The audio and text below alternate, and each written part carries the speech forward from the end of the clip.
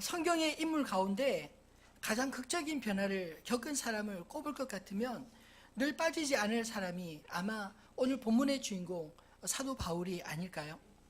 그는 부활하신 예수님을 만나기 전까지 정반대되는 삶을 살았던 인물입니다. 예수의 십자가의 죽음을 당연하게 여겼고 또 예수의 십자가의 처형을 선동하는 데 앞장섰으며 심지어 스데반 집사의 죽음 앞에서 반대편에 증인으로 섰던 그런 인물이었습니다. 그것도 모자라서 예루살렘에서 멀리 떨어진 다메섹까지 예수 믿는 사람들을 잡으러 가던 길에 그가 전혀 상상하지 못한 죽은 줄 알았던 예수와 마주하게 되었을 때 그는 그 이전의 삶으로 돌아갈 수 없는 변화를 겪게 되었습니다. 얼마나 그 충격과 변화가 컸던지 그는 자기 이름조차 스스로 바꾸었습니다. 원래 부모가 지어준 이름 사울은 히브리어로 큰 자의 뜻이지만 예수를 만나고 난 이후 자기 이름을 스스로 바울이라고 고쳤습니다. 이 바울의 뜻은 사울과 반대로 작은 자라는 뜻입니다. 아마도 예수를 만나기 전 사울은 자기 자신을 위해 크고자 했던 욕망의 사람이 아니었을까요? 그래서 하나님을 위해서 일한다 하면서도 실제로는 사람들의 인정을 받고 자기 자리를 굳히기 위해 그렇게 열심을 내었던 사람이었지 않았을까요? 예수를 만나기 전 자신이 자랑했던 것을 빌립보 3장 4절로 6절에 이렇게 말하고 있습니다. 그러나 나도 육체를 신뢰할 만하며 만일 누구든지 다른 이가 육체를 신뢰할 만한 것이 있는 줄로 생각하면 나는 더욱 그러하리니 나는 8일 만에 할례를 받고 이스라엘 족속이요 베냐민 지파요 히브리인 중에 히브리인이요 율법으로는 바리새인이요 열심으로는 교회를 박해하고 율법의 의로는 흠이 없는 자라. 자기 자신의 그 정체성을 히브리인 중에 히브리, 특별히 그 가운데서도 베냐민 지파요 그리고 또 바리새인으로 열심히 있는 그런 사람이었다. 누구에게 견주어도 자신의 학력이나 자신의 이력이 뒤처지지 않는다 이렇게 말하고 있습니다. 그랬던 그가 예수를 만나고 변하고 나서는 자신을 이렇게 소개합니다. 그 뒤이어서 나오는 빌립보서 3장 7절로 9절 말씀입니다. 그러나 무엇이든지 내게 유익하던 것을 내가 그리스도를 위하여 다 해로 여길 뿐더러 또한 모든 것을 해로 여김은 내 주 그리스도 예수를 아는 지식이 가장 고상하기 때문이라. 내가 그를 위하여 모든 것을 잃어버리고 배설물로 여김은 그리스도를 얻고 그 안에서 발견되려 함이니 내가 가진 의는 율법에서 난 것이 아니요 오직 그리스도를 믿음으로 말미암는 것이니 곧 믿음으로 하나님께로부터 난 의라. 그 이전에 자신이 성취하고 이루고 싶었던 그런 모든 것들을 예수님 만나고 보니까 아무 덧없는 헛된 것이라는 것을 깨달았습니다. 그래서 자기 이름을 위해서 열심히 살던 그 사울이라는 이름을 포기하고 예수 그리스도를 위하여 이제 남은 생에 살겠다, 작은 자로 살겠다, 그렇게 선택하게 된 것입니다. 오늘 우리가 읽은 이 본문의 말씀을 자세히 묵상해 보면 사울이라는 이름이 사라지고 이제 바울이라는 이름을 공식적으로 이 사도행전에서 사용하고 있는 것을 발견하게 됩니다. 마치 그 이전에는 이 바나바와 사울이라고 자신이 감춰져 있었는데 이제는 비로소 바울의 공적 활동을 시작하는 듯한 그런 선포를 하고 있습니다. 오늘 본문 이후로부터는 이 사울이라는 이름 대신에 바울이라는 이름이 계속해서 나오기 때문입니다. 특별히 이 바울이 설교한 오늘 본문의 내용을 통해서 바울 안에 가득했던 복음의 내용을 우리는 살펴보게 됩니다. 그가 어떻게 변하게 되었는가에 대한 답을 알 수 있는 메시지가 아닐까요?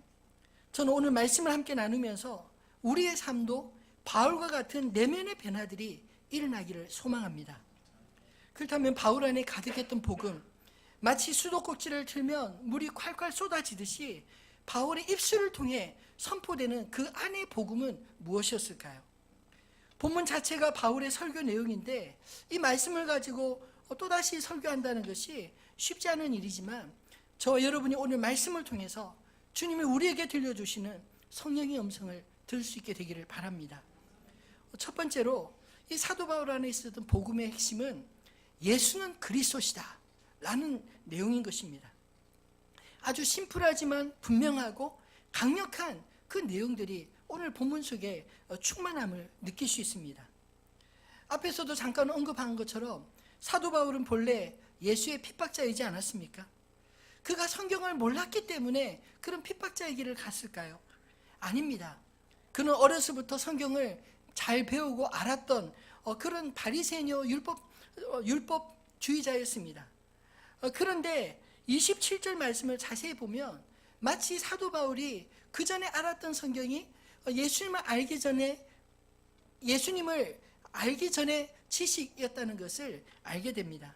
한번 27절 말씀 한번 읽어볼까요? 예루살렘에 사는 자들과 그들 관리들이 예수와 및 안식일마다 외우는 바 선지자들의 말을 알지 못하므로 예수를 정죄하여 선지자들의 말을 응하게 하였도다. 아멘. 그 예수를 십자가에 못 박아 죽인 그 사람들이 성경을 모르는 게 아니라 성경을 안식일 때마다 외우고 알았던 자였지만 예수도 몰랐고 그리고 안식일마다 외우는 바 그 선지자들의 말을 잘 알지 못했기 때문에 예수를 정죄하여 선지자들이 그토록 예고하였던 그 일들을 이루게 하였다라는 것입니다. 여러분, 우리가 성경을 아무리 외우고 공부해서 그 내용을 잘 안다 할지라도 선지자들이 예언한 메시아 그리스도를 잘 알지 못하면 우리도 결정적인 순간에 예수를 반대하는 사람들 편에 설 수 있다는 그런 무서운 말 아닐까요? 적어도 바울이 사울이었을 때 그는 그것이 옳은 줄 알고 예수의 반대편에서 예수를 핍박하는 것을 하나님을 위한 열심, 하나님을 위한 일이라 여겼습니다. 그랬던 그가 다메섹 도상에서 예수를 만났습니다. 그것도 다메섹으로 예수를 만나러 가던 길이 아니라 예수 믿는 사람을 잡으러 가던 길에 부활하신 주님, 죽은 줄 알았던 그 예수를 만난 것입니다. 우연히 만난 것이 아니라 예수님이 직접 그를 찾아오셨습니다. 그리고 우리가 잘 아는 것처럼 빛으로 찾아오신 그분을 이 사울은 보지 못하고 눈이 멀었다가 제자 아나니아의 기도로 눈에 비늘 같은 것이 벗겨지고 난 이후에야 밝게 보게 되었다고 말하고 있습니다.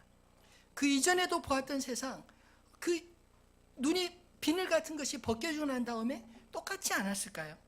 그럼에도 불구하고 전혀 다르게 보여진 것입니다. 예전에 알았던 성경과 그 눈에서 비늘이 벗겨지고 난 이후에 예수를 만나고 난 이후에 보는 성경이 전혀 다르게 느껴지게 되었다는 것입니다. 예수님께서 말씀하시던 요한복음 8장 32절에 진리를 알지니 진리가 너희를 자유롭게 하리라. 이 말씀의 실체를 그가 경험했던 게 아닐까요? 예수가 선지자들이 예언하고 이스라엘이 그토록 기다려왔던 그리스도이심, 메시아이심을 비로소 깨닫게 된 것입니다. 우리가 예수를 믿노라 교회에 나오면서도 우리 역시 사울과 같은 실수를 할 수 있다는 사실을 알아야 합니다. 예수를 모르면 신앙의 목적을 마치 자기 의를 쌓는 도구인 양 착각하기 쉬운 것입니다. 열심을 내지만 그 열심이 자기를 위한 것이지 하나님의 나라와 하나님의 의는 아무 상관이 없다는 것입니다. 그렇게 자기 의가 쌓이면 쌓일수록 교만해지기 쉽고요. 자신도 온전히 말씀대로 살지 못하면서 말씀대로 살지 못하는 사람들을 얼마나 말씀으로 정죄하는지 모릅니다. 본인이 믿음이 좋다고 생각하는 사람일수록 이런 실수를 범하기 쉽지 않을까요? 오늘 사울도 그랬던 인물이었습니다. 이랬던 사울이 예수를 만나고 그분을 알기 시작하면서 그의 모든 것들이 변화되었습니다. 예수님이 우리가 알아야 할 참 진리이시며 그분이 우리가 모든 것을 분별할 수 있는 진리의 기준이라는 사실을 깨닫게 된 것입니다. 진리이신 예수님을 통해서 그동안 그가 알았던 모든 성경이 새롭게 해석되었습니다. 여러분, 우리가 진리이신 예수 그리스도를 알 때 비로소 우리가 보는 성경이 새롭게 열려지게 될 줄 믿습니다. 성경의 역사뿐 아니라 이 세상의 역사가 새롭게 해석될 줄 믿습니다. 오늘 본문 17절로 23절은 바울의 역사관, 성경관의 변화를 보여주고 있는 말씀입니다. 이 내용은 이스라엘 백성들이 백성들이 하나님의 구원을 경험하고 그리고 가나안 땅에 정착하며 사는 동안 그들이 하나님을 왕으로 모시기를 싫어하고 사무엘에게 왕을 구했을 때 하나님께서 사울을 먼저 주시고 그 다음에 다윗을 주시고 다윗의 후손을 통해 하나님의 메시아를 보내겠다는 약속을 주셨다는 것입니다. 그 약속이 누구에게 이루어졌다고 이야기합니까? 23절에 보면 하나님이 약속하신 대로 이 사람의 후손에서 이스라엘을 위하여 구주를 세우셨으니 곧 예수라. 예수를 통해서 온전히 성취되었다.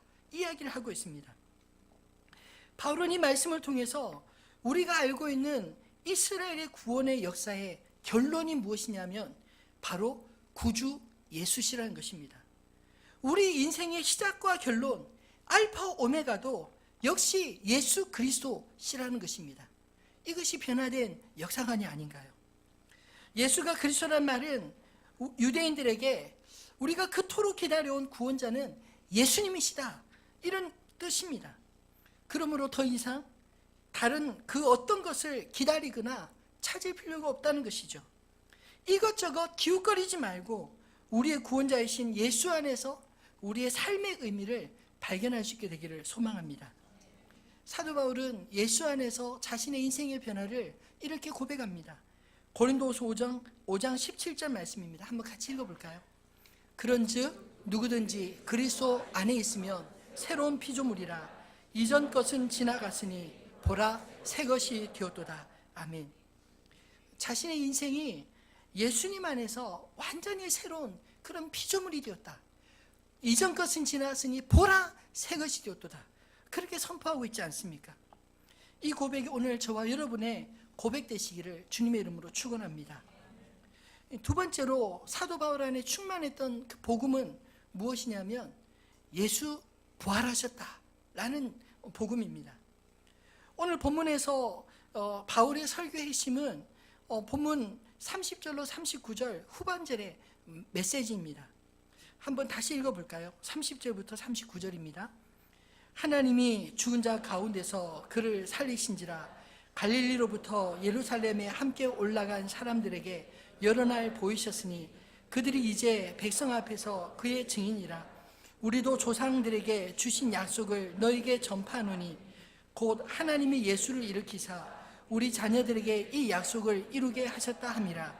시편 2째 편에 기록한 바와 같이 너는 내 아들이라. 오늘 너를 낳았다 하셨고 또 하나님께서 죽은 자 가운데서 그를 일으키사 다시 썩음을 당하지 않게 하실 것을 가르쳐 이르시되 새 거룩하고 미쁘는 살을 너에게 주리라 하셨으며 또 다른 시편에 일렀으되 주의 거룩한 자로 썩음을 당하지 않게 하시리라 하셨느니라.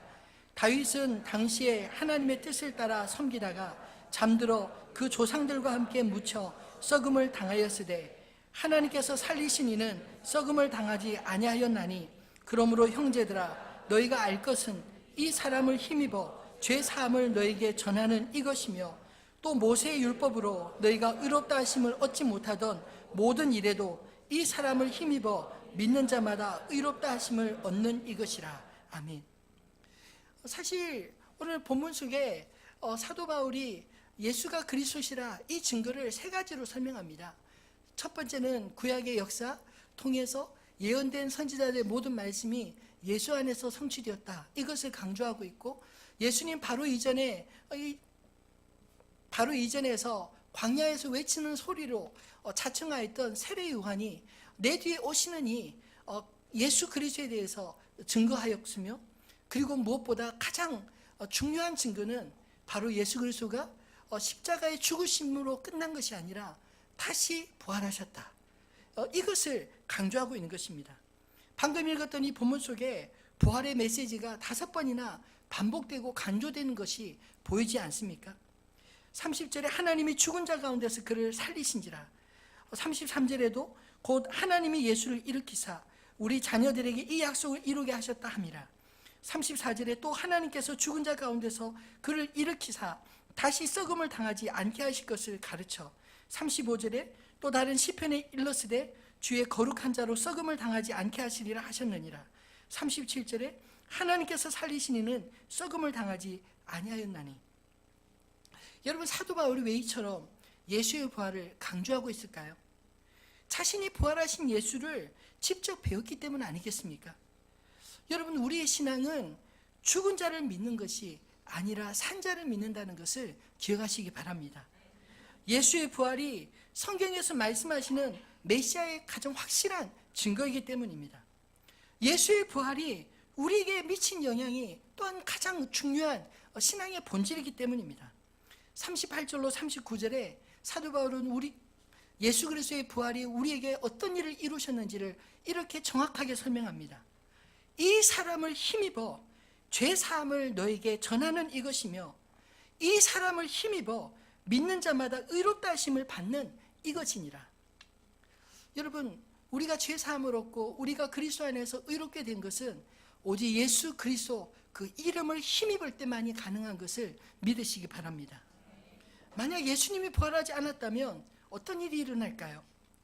부활의 장으로 잘 알려져 있는 고린도서 15장은 무려 58절까지 부활에 대한 논증을 하고 있습니다. 그 중에 바울은 14절로 19절에 이렇게 설명합니다.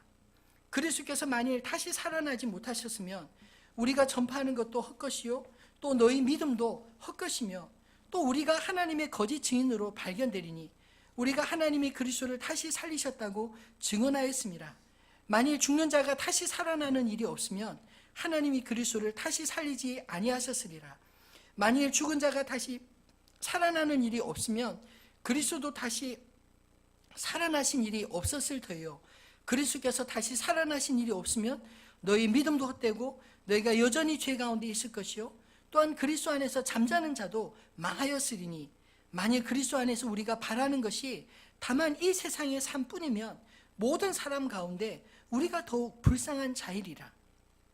여러분, 무슨 의미인지 이해가 되시죠? 만약 예수님이 부활하지 않았다면 우리가 전하는 복음 아무 의미 없다는 것입니다. 우리가 믿는 믿음 다 헛되다는 것입니다. 우리는 여전히 우리의 죄 가운데 있을 수밖에 없을 것입니다. 그리고 무엇보다 내일의 소망도 없는 자들이 현재조차 즐기지 못하기에, 그 예수의 부활이 없다면 우리 예수 믿는 사람들이 세상에서 가장 불쌍한 자가 아니겠느냐, 이런 뜻이죠. 여러분, 우리의 믿음이 헛된 것이 아니라면 예수님이 부활하신 것처럼 우리 역시 주님의 부활에 참여할 그날을 소망하며 단지 하루만 살다가 죽을 사람처럼 세상의 즐거움만 쫓아 사는 인생이 되지 않기를 주님의 이름으로 축원합니다. 우리 신앙은 죽음이 아닌 부활을 향하고 있음을 믿으시기 바랍니다. 예수의 십자가 역시 죽음이 아닌 영광스러운 부활의 삶을 향하여 간 것입니다. 그러므로 우리 역시 사도 바울과 같이 이렇게 고백할 수 있지 않을까요? 갈라디아서 2장 20절입니다. 내가 그리스도와 함께 십자가에 못 박혔나니 그런즉 이제는 내가 사는 것이 아니요 오직 내 안에 그리스도께서 사시는 것이라. 이제 내가 육체 가운데 사는 것은 나를 사랑하사 나를 위하여 자기 자신을 버리신 하나님의 아들을 믿는 믿음 안에서 사는 것이라. 여러분, 예수를 믿는 믿음 안에서 이런 고백을 할 수 있어야 되지 않을까요? 십자가의 죽음이 우리의 목적지가 아닙니다. 십자가는 부활의 영광을 위한 관문이었습니다. 예수님은 마태복음 16장 24절에 제자들이 이렇게 말씀하셨습니다. 누구든지 나를 따라오거든 자기를 부인하고 제 십자가를 지고 나를 따를 것이니라. 예수님이 십자가를 지실 때 제자들은 이 말씀을 지켰을까요? 지키지 못했습니다. 다 뿔뿔이 흩어졌습니다. 그러나 부활하신 예수님을 만나고 난 이후에 제자들은 비로소 이 말씀을 순종할 수 있었습니다. 여러분, 예수님의 12 제자들이 한결같이 순교자의 삶을 살았다는 것이 무엇을 의미할까요? 그들이 부활하신 예수님을 만나지 못했다면 헛된 것을 위해 자기 목숨을 내놓을 수 있겠습니까? 그렇지 못하는 것이죠. 제자들의 순교야말로 예수님의 부활을 가장 강력하게 증거하는 증거물이 아닐까요? 자기를 부인하고 자기 십자가를 지는 삶은 부활의 믿음을 가진 자만이 따를 수 있는 삶인 줄로 믿습니다. 우리 안에 부활하신 주님을 믿음으로 자기 십자가를 지고 갈 수 있는 믿음을 갖게 되기를 소망합니다.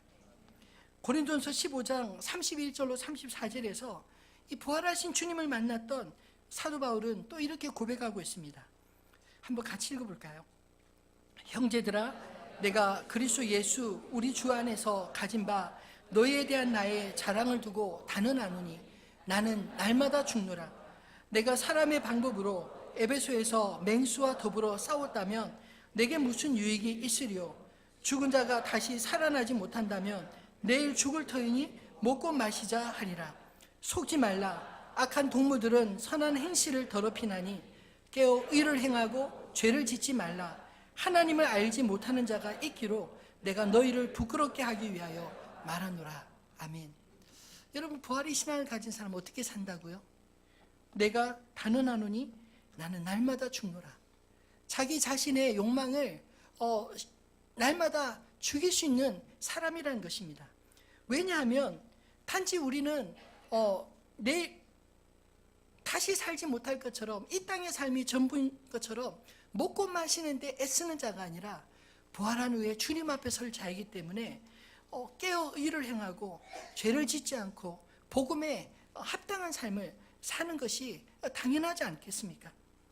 날마다 나는 죽고 내 안에 예수가 살아나는 부활의 믿음으로 우리를 죽음으로 내모는 모든 악한 것들을 이길 수 있는 믿음을 저와 여러분 간직할 수 있게 되기를 주님의 이름으로 축원합니다. 예수님이 부활하셨다는 이 믿음은 죄와 사망이 더 이상 나의 왕이 아니다, 더 이상 나를 지배하지 못한다, 이럴 뜻입니다.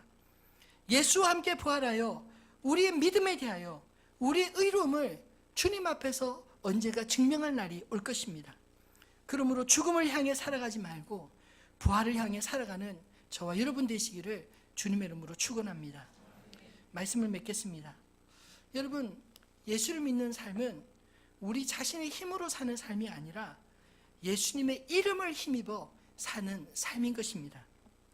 로마서 4장 25절의 말씀은 예수님의 십자가와 부활의 의미를 한 문장 안에서 정확하게 설명하고 있습니다. 예수는 우리가 범죄한 것 때문에 내줌이 되고 또한 우리를 의롭다 하시기 위하여 살아나셨느니라. 예수를 믿는 삶은 우리 죄가 예수의 십자가 안에, 예수의 부활이 내 안에 이루어짐을 믿는 삶인 줄을 믿으시기 바랍니다. 그러므로 예수의 이름을 힘입어 죄로부터 자유하시기 바랍니다. 내 안의 죄를 바라볼 때마다 우리는 절망할 수밖에 없습니다. 그러나 우리 안의 죄만 바라보기보다 우리 안에 죄를 넘어서신 예수의 십자가를 바라볼 수 있게 되기를 바랍니다. 이것은 셀프 죄사함이 아닙니다. 죄가 나를 하나님으로부터 나를 끊지 못한다는 신앙의 고백인 것입니다.